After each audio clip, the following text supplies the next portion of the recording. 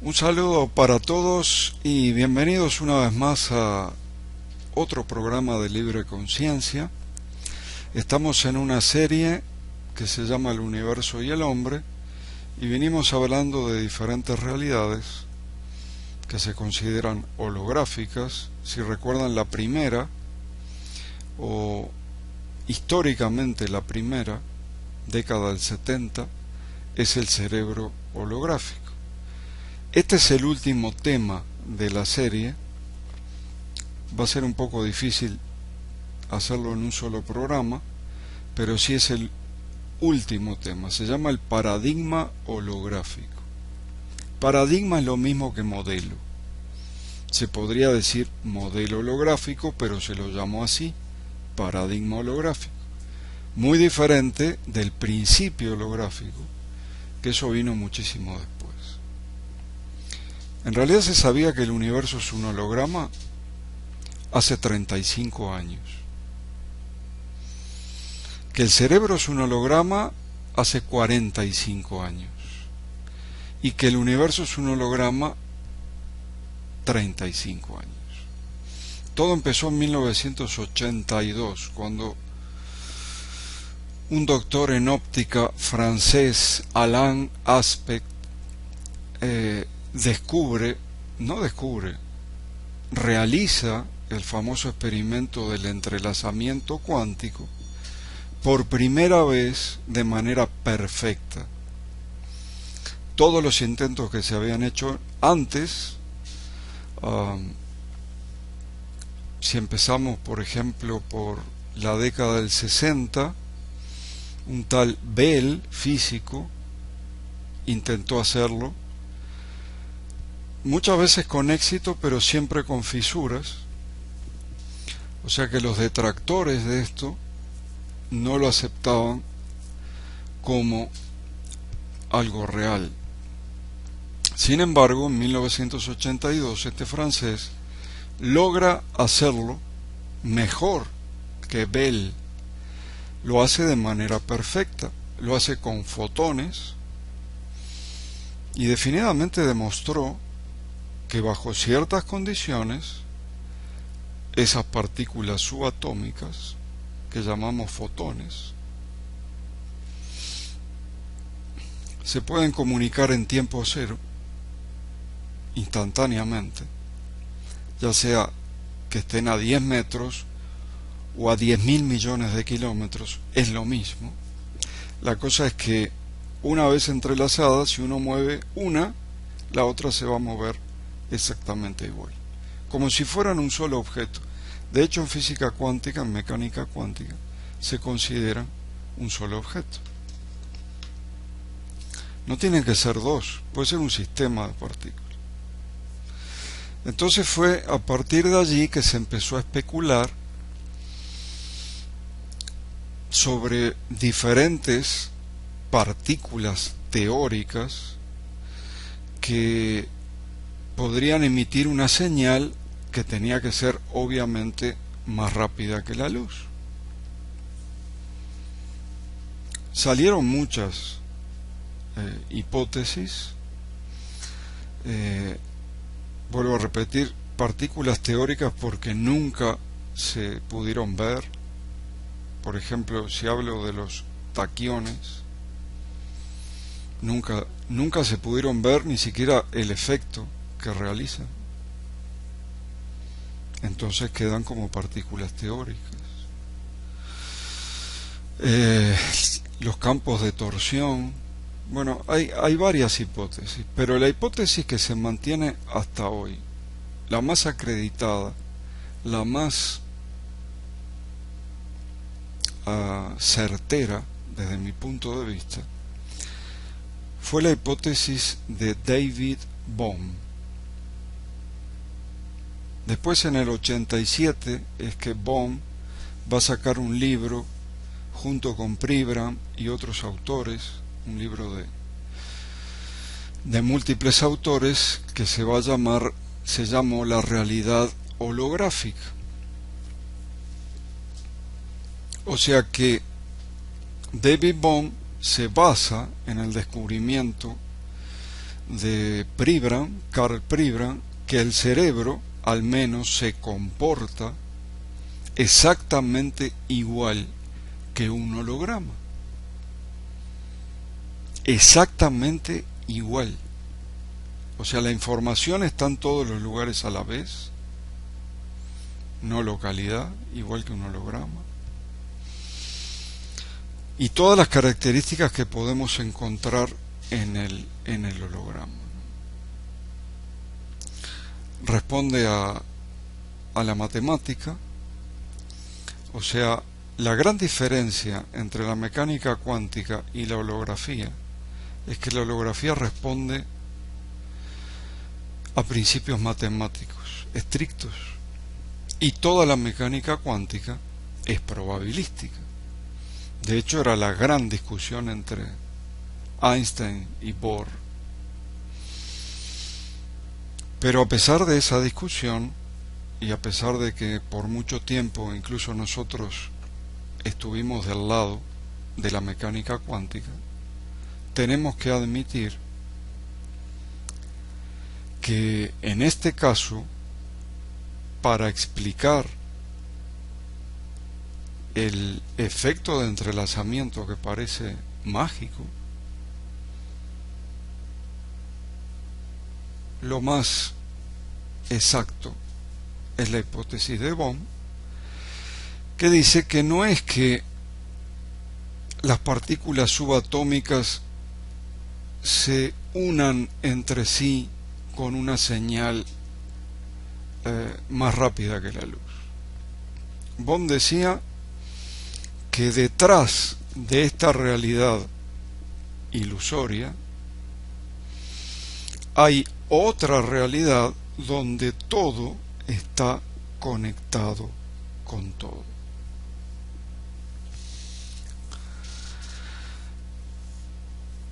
Tal vez les leo una cita textual de Bohm. Los descubrimientos de este francés, Aspect, implican que la realidad objetiva no existe. A pesar de su aparente solidez, el universo es en realidad un gigantesco holograma espléndidamente detallado. Y después se agrega donde el pasado, el presente, el futuro coexisten simultáneamente. Es atemporal. El universo sería un gigantesco holograma con todas las características del holograma. Gracias a esas características que se repiten en el cerebro, es que nosotros desde una terapia energética podemos hacer ejercicios y esos ejercicios tienen éxito. Por ejemplo, el cerebro no distingue si yo estoy en un día específico y ese día recordé otro día, pero de hace 20 años atrás, donde sufrí mucho. El cerebro no sabe si lo estoy viviendo ahora o es un recuerdo de hace 20 años. Empieza a segregar las mismas sustancias. Si ese mismo día yo tengo un temor al futuro, hacia un proyecto que voy a hacer, el cerebro no sabe si yo lo estoy viviendo ya, si ya estoy en ese escenario al cual le tengo miedo, o si todavía falta. Es atemporal. Y eso también se demostró gracias a la manera que existe ahora de escanear el cerebro en tiempo real, la resonancia magnética funcional. Gracias a eso se descubrió un efecto cerebral que se llama cronestesia.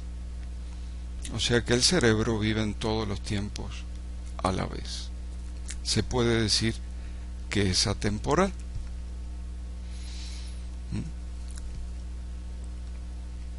Ahora, siempre va a decir en toda la obra de Bohm que la realidad, tanto que fabrica el cerebro como la realidad universal, no es la verdadera. hay otra cosa que se llama, según él, la totalidad o el orden implicado, contrastando con este orden explicado donde todo se ve separado, todo se ve fragmentado. En cambio, en la totalidad todo está conectado con todo.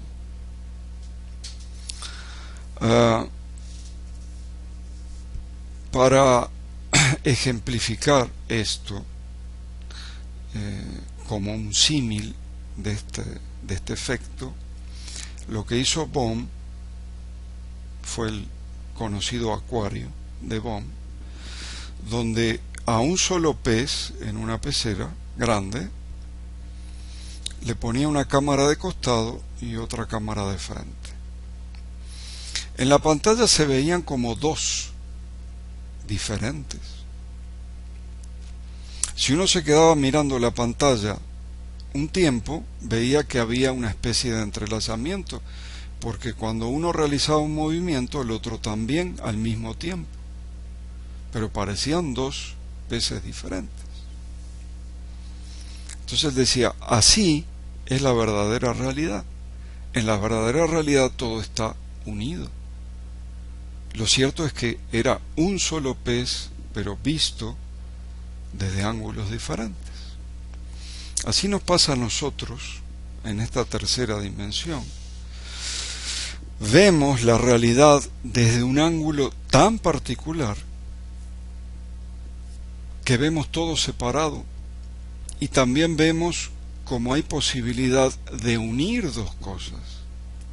O sea, el efecto del entrelazamiento es cierto, aquí se ve así. Pero en la verdadera realidad no es que se entrelazan, ya están unidos previamente. Es como un error de paralaje, ¿verdad? O sea, de acuerdo al ángulo que yo miro, veo las cosas diferentes.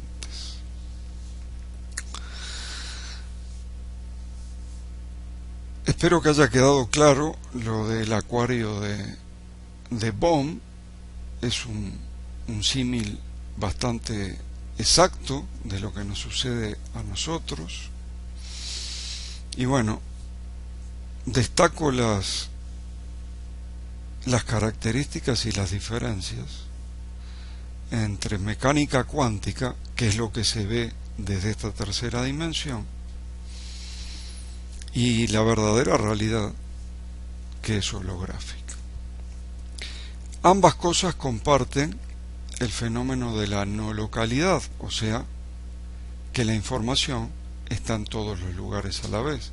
Si recuerdan aquello de la placa holográfica, de la foto holográfica, que se la ilumina con un láser y allí sale el objeto fotografiado como en el aire en 3 dimensiones, recuerdan que si cortábamos un pedacito muy chiquito, una puntita, y la iluminábamos, si el objeto era una manzana, por ejemplo, no salía un pedacito de manzana, salía la manzana entera. O sea que toda la información está en toda la placa, en toda la fotografía holográfica. Cada neurona de nuestro cerebro cumple su función específica, pero también tiene toda la información de nuestro cuerpo. Es decir, que la información, cerebralmente hablando, es no local. Si nos referimos a la esencia de la realidad, a la verdadera realidad, al superholograma, también toda la información está en todos los lugares. Ya dijimos que no existe el tiempo, es atemporal. Sí habría algo así como una manifestación, porque en la fotografía holográfica lo que se hace es iluminar un objeto con luz coherente, láser. Por supuesto, al estar iluminado, el objeto también proyecta una luz que la recibe la placa fotográfica. y esa luz es interferida por otra que también la recibe la placa. Por lo tanto, lo que se ve en la placa son patrones de interferencia. Cuando viene otro láser e ilumina los patrones de interferencia, de alguna manera hay un colapso de esa función de interferencia y se puede ver el objeto. Es muy posible también que la tridimensionalidad sea un efecto del holograma, si el principio holográfico de Gerhard Hopf es cierto, porque la información real vendría en dos dimensiones, como una foto, y el objeto tridimensional sería un efecto holográfico. La mayor de las diferencias es que la mecánica cuántica, tal como se ve desde aquí, es siempre probabilística. Nunca hay un 100% de seguridad que un proceso cuántico funcione, incluyendo el entrelazamiento, incluyendo la manifestación. En cambio, el holograma responde a principios estrictamente matemáticos. De otra manera, no nos daríamos cuenta cuando una cosa está desproporcionada. O sea, las cosas podrían tener cualquier tamaño. Por ejemplo, si alguien dibuja una figura humana que mide 1,80 m, le pone una cabeza de diámetro de 1,5 m. Es una cosa que la vemos y está totalmente desproporcionada. ¿Cómo sabemos que está desproporcionada? Bueno, porque toda la realidad, ya sea la que proyecta nuestro cerebro, ya sea el superholograma, de paso nuestro cerebro toma información del superholograma y con eso construye nuestra realidad, responde a proporciones muy exactas.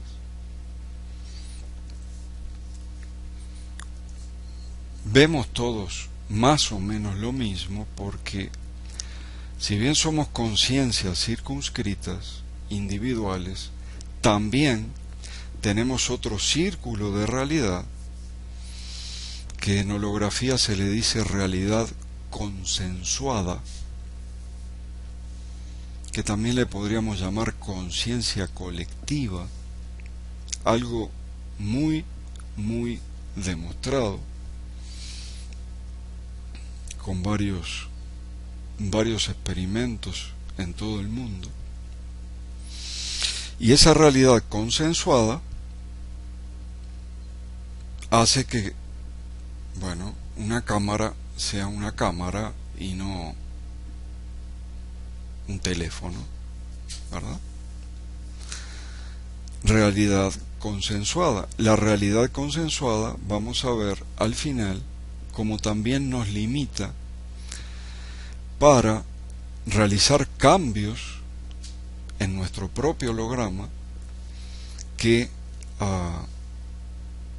nos darían la salud plena. Hay manifestación también, o sea, el holograma es algo que el cerebro proyecta, tomando información y energía del superholograma que constituye el universo.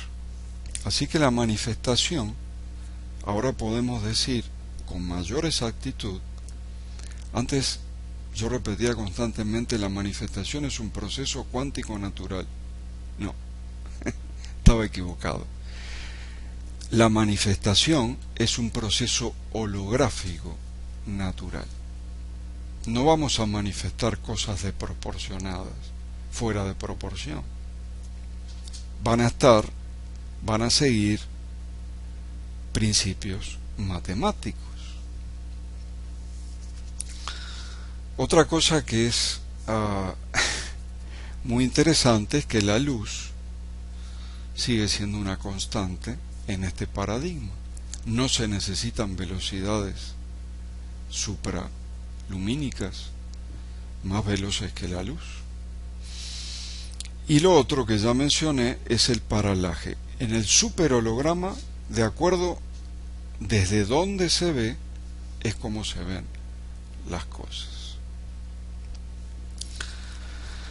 Así que el mundo, en realidad, el mundo real, lo que existe, no es otra cosa que un torbellino de frecuencias, y que el cerebro, que también es holográfico, las interpreta, las selecciona y las transforma en percepciones sensoriales. ¿Qué sería la realidad objetiva? ¿Qué sería el objeto? Nada, no existe. Bueno, existe como ilusión, como holograma. Nosotros mismos creamos eso. Y sobre esa base es que hacemos nuestra realidad.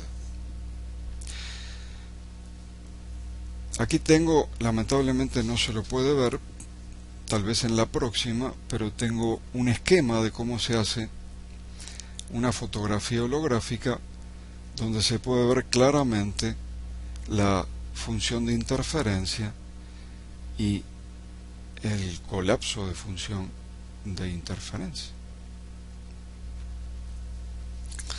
¿Qué pasa con la sanación desde este punto de vista? Si donde nosotros estamos viviendo es un holograma creado por el cerebro e influenciado por esa conciencia colectiva y por mi conciencia individual, esto supone que cada uno de nosotros es totalmente responsable de su salud. Lo que ahora se considera curaciones casi milagrosas, por ejemplo las curaciones que vienen de ejercicios con visualización. Hicimos todo un programa, no sé si recuerdan, de la primera sanación de un cáncer que se hizo por visualización.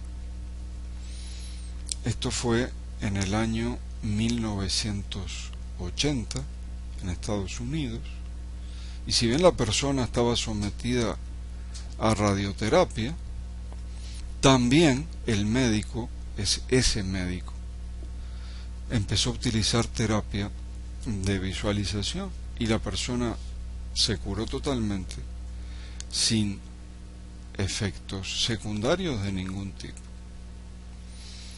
Las imágenes visualizadas, esta es otra cosa que utilizamos para nuestros ejercicios, son tan reales como cualquier otra cosa que vemos. Para el cerebro es lo mismo.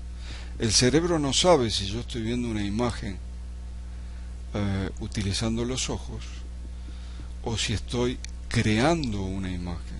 Para el cerebro es igual, guarda esa imagen. De allí que podemos trabajar con visualizaciones. El cerebro no sabe si estamos jugando, si es ficticio o si es real. Si vemos una película de violencia, no sabe que están actuando. Lo que se ve es violencia y eso nos afecta. Entonces, el problema es que esta realidad consensual o consensuada fue formulada de tal manera que nos limita. Esto tiene mucho que ver con la gran intervención de la raza humana y todas esas curaciones que no son hechas por los métodos habituales, que se basan en respiración, se basan en memoria emocional, se basan en visualización, no es fácil y hay que tener cierto entrenamiento y hay que de alguna manera orientar a las personas para que lo puedan hacer. Sí funciona, pero la convicción de que eso va a sanar no está en esa realidad consensuada, no está en la conciencia colectiva. O sea, tenemos una conciencia colectiva autolimitada. Nosotros personalmente, todo Vida Coherente, pensamos que es limitada, es muy limitada esa conciencia por la gran intervención de nuestro ADN. Nos cerramos a una realidad que llamamos material, de allí no salimos. No nos ponemos a pensar que cuando estamos soñando estamos convencidos que eso es real. Trato con personas, hablo con personas en los sueños, luego me despierto y era un sueño. ¿Y esto no puede ser lo mismo? Por supuesto que sí. No hay manera de negar esto, no hay manera de decir lo contrario. Que toda esta vida, que toda esta experiencia es un largo sueño y que yo puedo hacer con esta experiencia lo que me dé la gana, no se puede negar.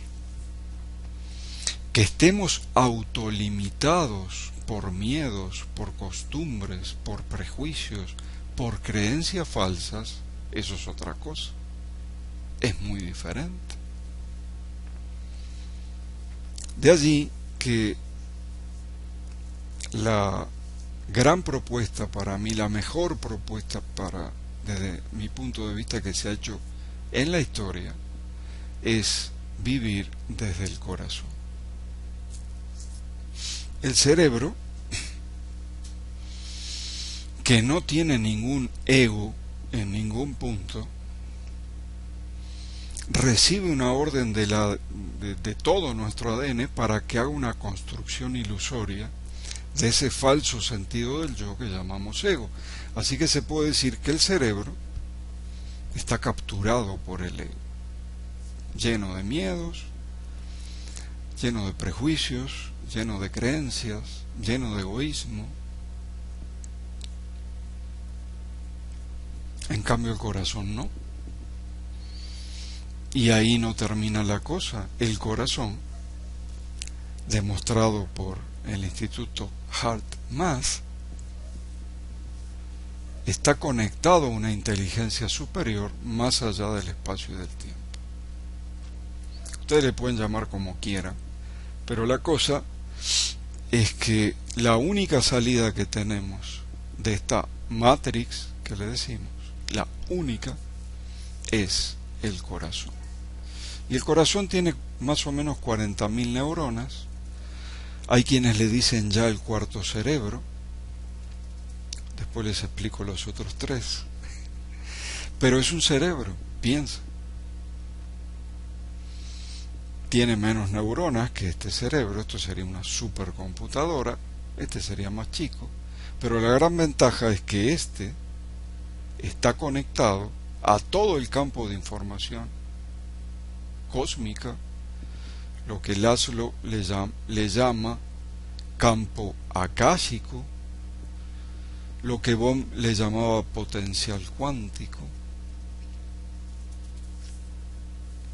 Entonces, cuando necesiten realmente tomar una decisión o manifestar algo, háganlo de aquí, desde el corazón, y no desde el cerebro.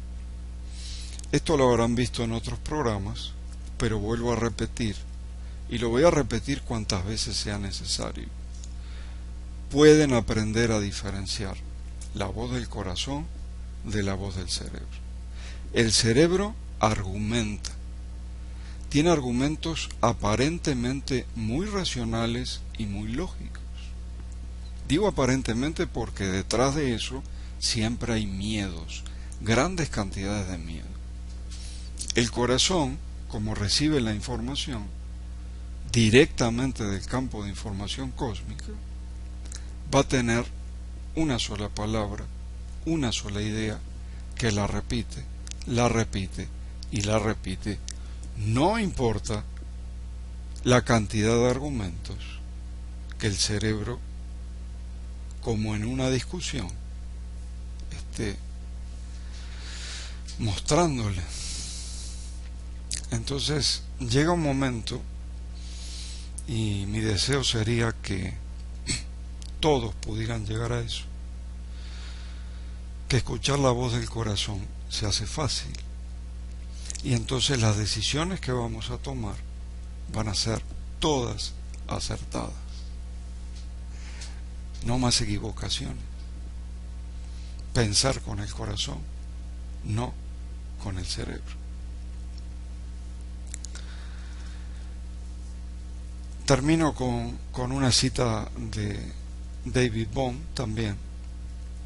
En un universo holográfico no hay límites a los cambios que podemos aportar a la sustancia de la realidad, porque lo que percibimos como realidad es solamente una tela en espera que se la pinte con cualquier imagen que queramos.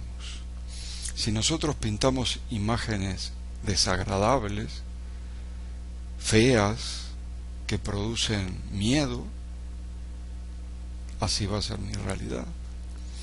Si a esa tela yo la pinto con imágenes y dibujo imágenes de abundancia, de alegría, de amor y de gozo, mi realidad va a ser totalmente diferente. Por supuesto, nos quedó toda la parte del principio holográfico que no se puede dejar de lado porque es mucho más cercano, y tenemos este año, en el 2017, la primera prueba visible de que el universo es un gran holograma. Así que nos vemos con el paradigma holográfico 2 de aquí a una semana. Los esperamos. Hasta luego.